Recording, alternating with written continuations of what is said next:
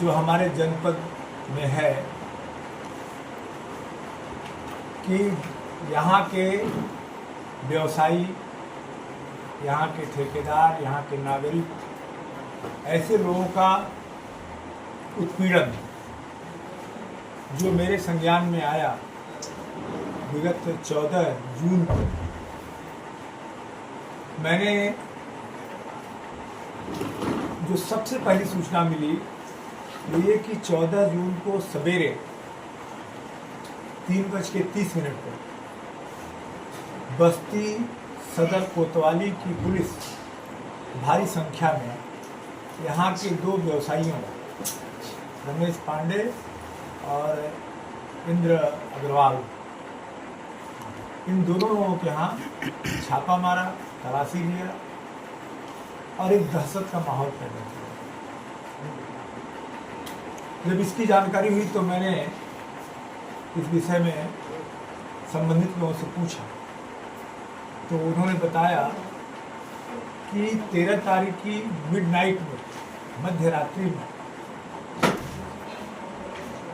बस्ती के पिरौली डाक बंगले पर कोई विवाद हुआ और वो विवाद यहाँ के जो संत कबीर नगर के खैराबाद के व्यवसायी रमेश चंद्र पांडे और दूसरे प्रतापगढ़ के एक व्यवसायी जो अब तक अपने आप को MLC यदुवंश जी के, सुभाष यदुवंश जी के प्रतिनिधि के रूप में पिछले 2-2.5 वर्षों से यहाँ पर दिख रहे थे, उनके बीच में हुआ है श्रीमान सूरज सिंह सोमवंशी।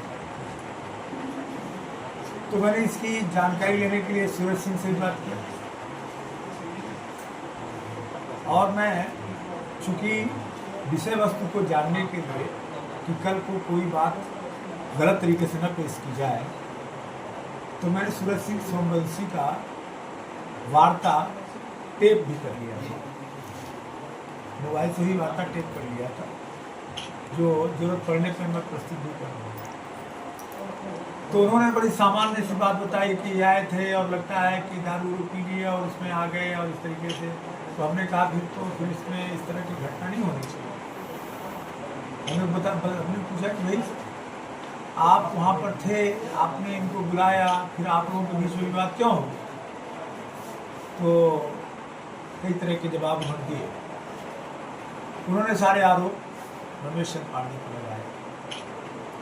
फिर सायंकाल को जो मुकदमा दर्ज कराया गया 14 तारीख को 9:23 सदर कोतवाली में, उस FIR, उस मुकदमे की तहरीर पढ़ने से ये स्पष्ट हो रहा था कि ये मुकदमा पूरी तरीके से फर्जी है, क्योंकि इसमें अपहरण और हत्या के प्रयास की धाराओं में दर्ज किया गया है।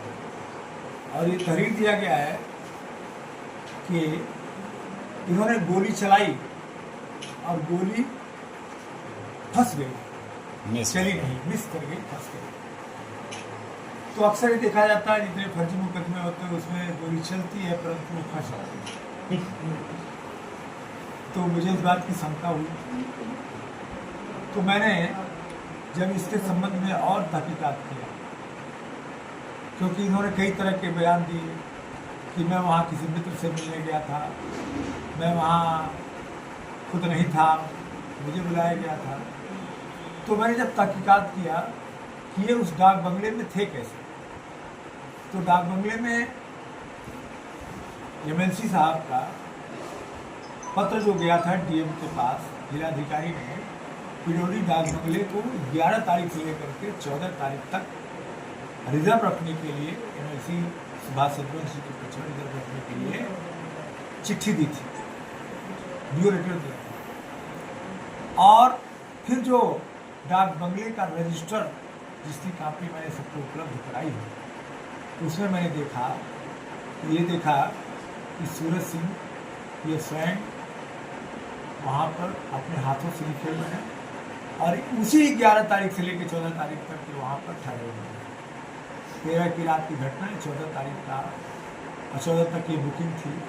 तो निश्चित रूप से ये प्रयोजन दिखाई पड़ गया कि आखिर जो है उस डाक बंगले में ये उसी 11 से लेकर 14 तक ठहरे हुए हैं, जिस 1100 रुपये के लिए MLC सुभाष रघुवंशी के नाम से बुक था। तो मुझे इसमें लगा कि कहीं न कहीं ये कोई बहुत बड़ा षड्यंत्र है। और चूंकि जो घटनाक्रम हुआ, रमेश चंद्र पांडे के खिलाफ जो साजिश हुई और DIG बस्ती के नाम से पत्र लिखा, 3 पेज का पत्र है, वो भी आप सबके सामने है। और मैंने तथ्यों के साथ उसके जांच की मांग की कि सच्चाई सामने आनी चाहिए। मैंने सिर्फ सच्चाई को सामने, और ये मेरा फर्ज बनता है। मैं जनप्रतिनिधि हूँ और मेरे विधानसभा क्षेत्र में, मेरे जनपद में, मेरे मंडल में या मेरे प्रदेश में या देश का कोई भी व्यक्ति हो, यदि उसके साथ कहीं से कोई अन्याय हो रहा है, अत्याचार हो रहा है, उत्पीड़न हो रहा है, शोषण हो रहा है और उसको न्याय दिलाने वाला कोई नहीं, उसकी मदद करने वाला कोई नहीं है, तो मेरे पास अगर आएगा, मुझे संज्ञान होगा, तो मैं निश्चित रूप से उसके लिए समुचित कदम उठाऊंगा। इस पे अभी क्या खुलासा हुआ सर? इस पर जो DIG महोदय ने, बस्ती के DIG महोदय ने तत्काल अपने कर्मचारियों को बुलाया, डिक्टेशन दिया और अनेक बिंदुओं पर जांच के लिए उन्होंने आदेश कर दिया।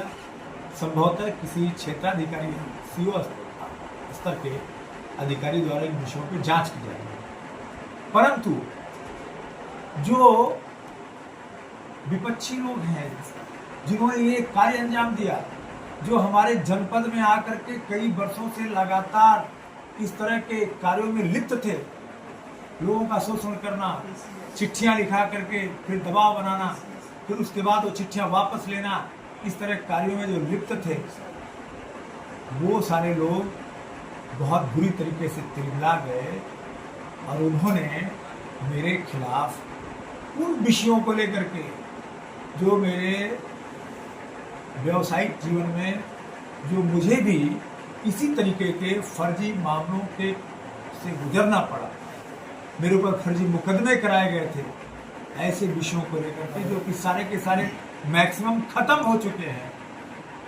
इन्होंने भूमाफिया कह दिया। भूमाफिया का मैंने प्रमाण पत्र उसी समय दिया था जब मैं चुनाव लड़ रहा था। तो मेरे विपक्षी चुनाव लड़ने के दौरान वो सारे मामले जनता के सामने प्रस्तुत कर चुके थे और सारे मामलों का मैंने समुचित जवाब दिया था, सारे तथ्य और सबूत दिए थे।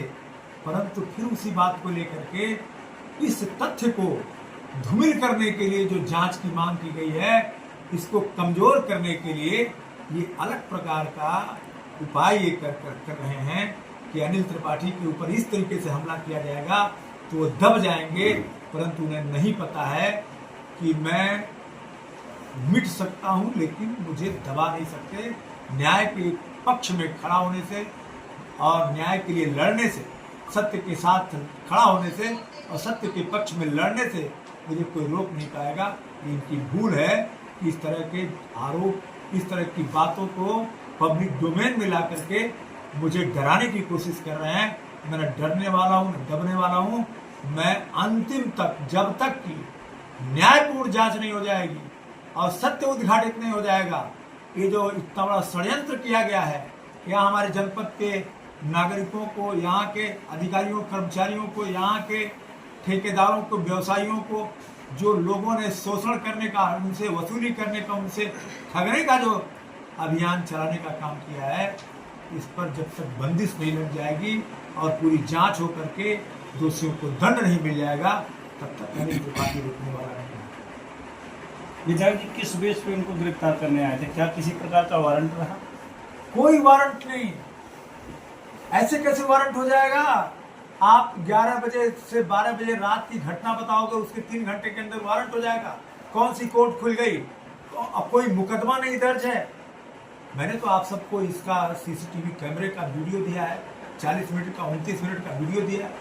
इसमें साफ है, दिखाई दे रहा है कि पुलिस वाले यहाँ पर आकर के कर रहे हैं। हमारे DIG महोदय ने खुद ये आश्चर्य प्रकट किया कि आखिर हमारी पुलिस कैसे वहां चली गई, किसके प्रभाव में चली गई, और उसके अलावा बिना एक व्यवसायी के ऊपर, जिसके ऊपर जो है जीवन में कभी 151 नहीं हुआ, 107-16 नहीं हुआ, जिसका पूरा पाक साफ है, उसके ऊपर इस तरीके से बिना जांच पड़ताल किए एफआईआर कैसे दर्ज हुआ, इस तरह के प्रश्न खुद डीआईजी महोदय ने किया। और आपको बता दें कि एक और बहुत ही आश्चर्य की बात है, जब एफआईआर लिखाया गया तो बहुत सोच समझ करके, बहुत छोटी घटना दिखाई गई एक दिन पहले की घटना, रात की 11 बजे और 12 बजे के बीच की दिखाई दे रही 13 तारीख को, और 14 तारीख को रात में 9:23 पर तकरीबन 22 घंटे बाद एफआईआर लिखा जा रहा है। और आप ये देखो आश्चर्य की बात, उस एफआईआर में विधायक अनिल त्रिपाठी का कहीं कोई जिक्र नहीं किया गया, लेकिन जब अपने गले में फंदा पड़ता हुआ दिखाई दिया तो इन लोगों ने कहा कि अनिल त्रिपाठी की सह पर ये सब जो है घटना 11 तारीख की अंजाम हुई। क्या उस समय नहीं पता था? जब अनिल त्रिपाठी आपके ऊपर जांच की बात कर रहे हैं, तब आप अनिल त्रिपाठी का नाम एक हफ्ते बाद ले रहे हो, 5 दिन बाद ले रहे हो कि इनके सह पे हो रहा है। उस समय क्यों नहीं लिया? क्योंकि उस समय तो बहुत कुछ अच्छा था, आप जो चाह रहे थे वो हो रहा था। आप जिस तरीके से चाह रहे थे गला दबाना, आपको दबाने से कोई रोक नहीं रहा था, तो आपने कहीं नाम नहीं लिया। और मैं कहता हूं, अगर अनिल त्रिपाठी जी पर किसी और भी प्रतिनिधि ने किया होता तो आज उसके ऊपर ये आरोप लगाते जिस प्रकार से मेरे ऊपर आरोप लगा रहे हैं, क्योंकि इनके पास झूठ के हथियार के अलावा सच तो है नहीं। अब पूरा जमाना जानता है, आज सोशल मीडिया पे आप देख लो, आम आदमी, इनके पाले हुए इनके पालतू लोग जो लिख रहे हैं मेरे या अन्य सच्चाई के खिलाफ लिख रहे हैं, लेकिन आम आदमी वो लिख रहा है कि ये भ्रष्टाचार चलने नहीं दिया जाएगा, ये अपराध करने नहीं दिया जाएगा। सोशल मीडिया में आप देख सकते हैं। तो ये कहाँ तक सही है? जो काम विपक्ष का है वो सत्ता पक्ष के लोग कर रहे हैं। क्या ये पार्टी के आने वाले भविष्य के लिए किस तरीके आप देखते हैं? देखिए, मैं आपको बता दूं, ये हमारे उत्तर प्रदेश की सरकार पूज्य योगी आदित्यनाथ महाराज जी, जिन्होंने जीरो टॉलरेंस की नीति पर